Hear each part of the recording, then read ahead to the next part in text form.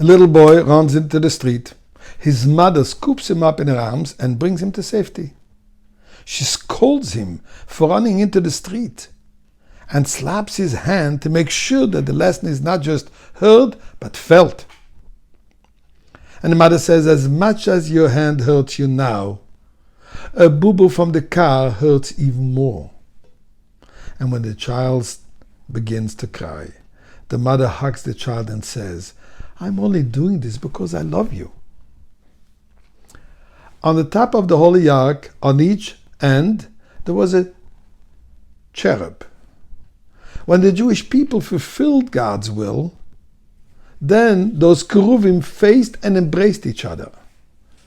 But unfortunately, when the Jewish people rebelled, the cherubs averted their gaze and faced opposite walls.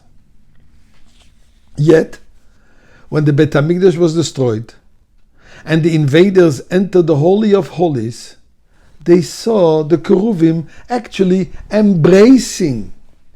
And one questions, that was the moment when God was angry with us. He destroyed the temple. How come they were embracing? To understand this, we have to understand the different levels of our relationship with God. At one level, the bond is dependent on our conduct. If we are meritorious, we will be rewarded. If God forbid we sin, we will be punished. In this approach, it seems that exile is a punishment, an expression of God's anger with Am Yisrael's misdeeds.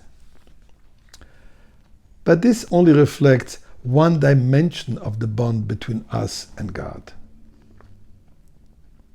There is a deeper relationship, a level at which we are the children of God. And as the Baal Shem Tov emphasizes and intensifies this child-parent metaphor, that God cherishes every Jew with the love of a parent for an only child born to him in his old age.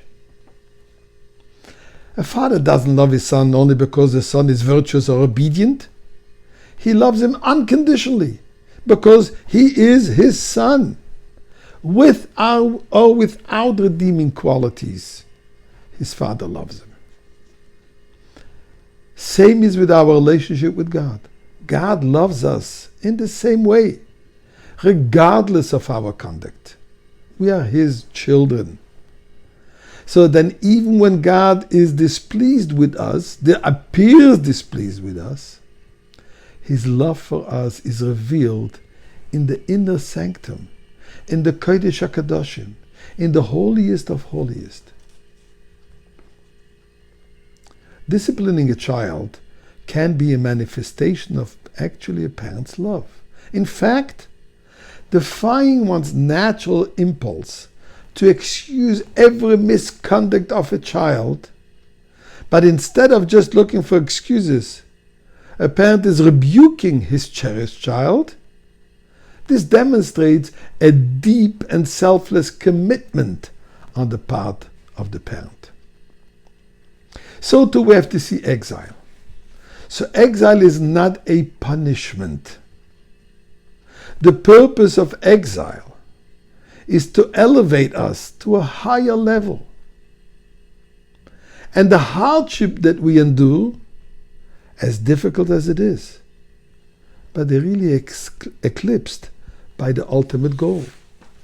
And the ultimate goal obviously is the redemption.